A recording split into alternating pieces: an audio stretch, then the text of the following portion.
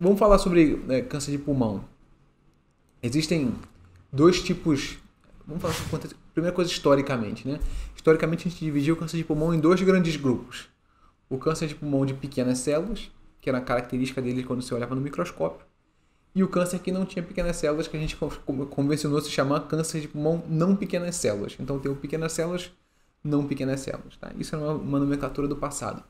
À medida que a gente for aprender, e assim, era 10% são pequenas células e 90% são não pequenas células.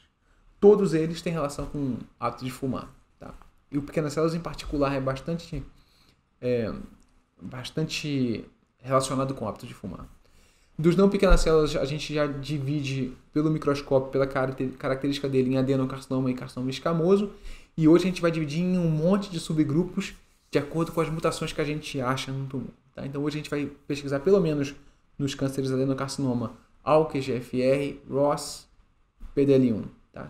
Sem isso aqui a gente não trata o paciente. Precisa desses 4 marcadores porque muda o remédio de acordo com o que a gente tem. E no câncer que a gente chama de escamoso ou espinocelular de pulmão, a gente vai hoje pesquisar o PDL1 apenas, que é para usar imunoterapia. Tá? Então esses são... Existem outras coisas? Existem, mas são mais experimentais e tal. Esses são os principais comprovados. E no câncer de pequenas células, a gente vai fazer esse tipo de pesquisa? Não. Ele é um câncer que ele é muito... não tem essas características como o de não pequenas células. A principal característica dele é um crescimento acelerado. Tá? Então a gente vai dividir esse tipo de tumor, essas pequenas células, em doença localizada, que é a doença que está só em um pulmão, ou doença extensa, que está em lugar além do pulmão. Tá? E a gente vai poder fazer aqui para ele quimioterapia e em alguns casos vai fazer combinação de quimio e imunoterapia. Tá? Ele é um câncer que responde muito bem ao tratamento num primeiro momento, porque essa célula se multiplica muito rapidamente, mas ele tende a voltar depois de um primeiro tratamento e a gente tem que ficar muito de olho para oferecer um segundo tratamento logo que isso aconteça.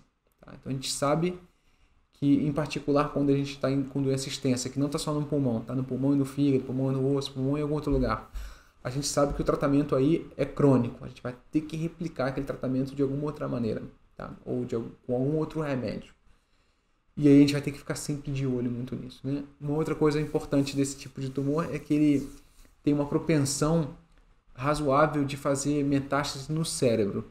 Então, eventualmente, dependendo da doença, você pode fazer quimioterapia e se o resultado for muito bom, ele tumor reduzir muito, a gente vai fazer radioterapia naquele lugar onde estava o tumor e vai fazer uma radioterapia preventiva no cérebro para evitar que aquela doença volte no cérebro. Tá? É uma coisa que parece bastante agressiva e é mesmo você fazer um tratamento tipo esse para prevenir, mas já foi comprovado em diversos estudos que isso aumenta a chance de cura e aumenta a chance de dar problema no cérebro, porque ele realmente tem uma propensão maior a dar metástase para o cérebro. Então a gente, quando tem uma resposta muito boa à quimioterapia, faz isso de consolidação. Quando a gente não tem resposta, a gente vai ver, assim, funcionou, mas não funcionou tão bem, talvez a gente precise de mais remédios, e aí a gente guardar a terapia para outro momento. Então, é uma doença que tem um manejo um pouco complexo, como a gente viu aqui, tem várias variáveis que a gente vai olhar, a resposta, o tamanho do tumor, onde ele estava no começo, se estava num lugar, estava no outro, imunoterapia, químio, e a resposta ao tratamento. Tá? Então, e outra coisa importante de falar disso, que é um tumor muito relacionado a cigarro. A gente sabe que é muito difícil a pessoa parar de fumar. Em particular, quando ela está passando por um estresse, que é o estresse de fazer um tratamento com quimioterapia. Mas se conseguir parar de fumar durante o tratamento, ajuda muito. Tá?